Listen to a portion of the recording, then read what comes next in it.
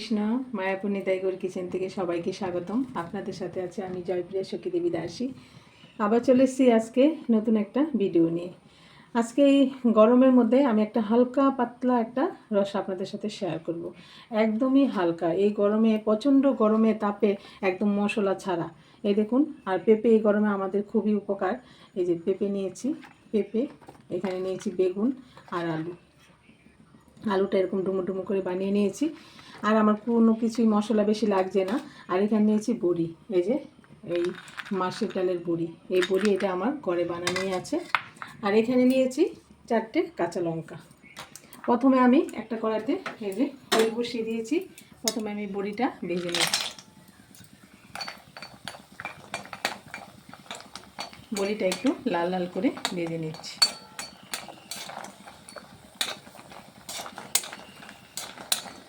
এই প্রচণ্ড গরমে পেঁপের ঝোলটা মানে খুবই ভালো লাগে, হালকা পাতলা। এই দেখুন বড়িটা আমার লাল লাল হয়ে যাচ্ছে। এই যে এখন বড়িটা ভেজে নামিয়ে নিচ্ছি। এই যে বড়িটা ভাজা হয়ে গেছে, আমি নামিয়ে নিচ্ছি।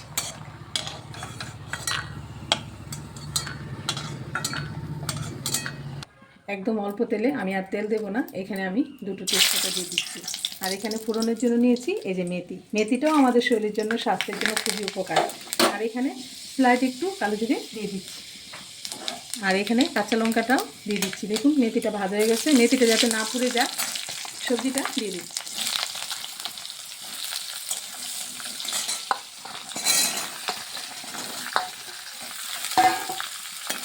এখন আমি এখানে স্বাদ মতো লবণ দিয়ে দিচ্ছি। আর অল্প স্লাইড একটু হলুদ গুঁড়ো, যাতে করে বেশি হলুদ না হয়, একটু এটা একটু গ্রিন গ্রিন থাকবে। সবজিটা আমি ভালোভাবে একটু মিশিয়ে নিচ্ছি।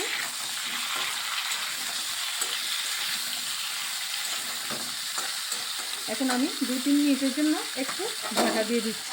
এই যে ঢাকনাটা খুলে আমি বড়িটা দিয়ে দিয়েছি। বড়িটাও ভালো সিদ্ধ হয়ে যাবে। এরকমভাবে একটু ভাজা ভাজা করে নিচ্ছি সবজিটা।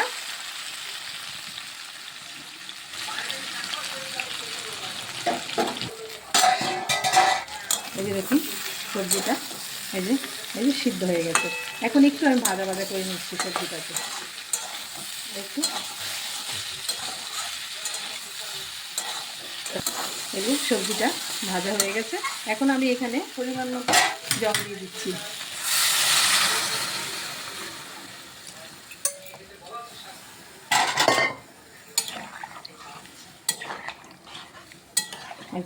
এটা একটু পাতলা পাতলাই হবে এই রসাটা, একদমই হালকা পাতলা।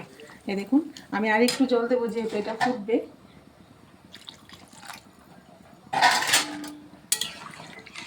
এবার ভালোভাবে ফুটিয়ে নেব। আর এখানে আমি আর একটু লবণ দিয়ে দেবো, যেহেতু প্রথম আমি সবজি সিদ্ধ হওয়ার সময় অল্প লবণ দিয়েছি।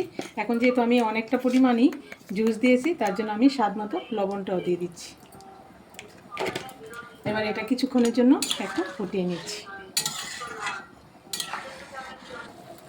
এই যে ঝোলটা ফুটে গেছে, এই যে অনেকটাই ফুটে গেছে। এখন আমি এখানে এই যে একটু নিয়েছি পিঠালি গুলে নিয়েছি। সেটা আপনারা আটা থাকলে আটা, চালের গুঁড়ো, যদি চালের গুঁড়ো না থাকে একটু আটা দিয়ে দিতে পারেন। আমি এখানে চালের গুঁড়ো গুলে নিয়েছি, এটা আমি দিয়ে দিচ্ছি। ভালোভাবে একটু নেড়ে চেড়ে মিশিয়ে নিচ্ছি।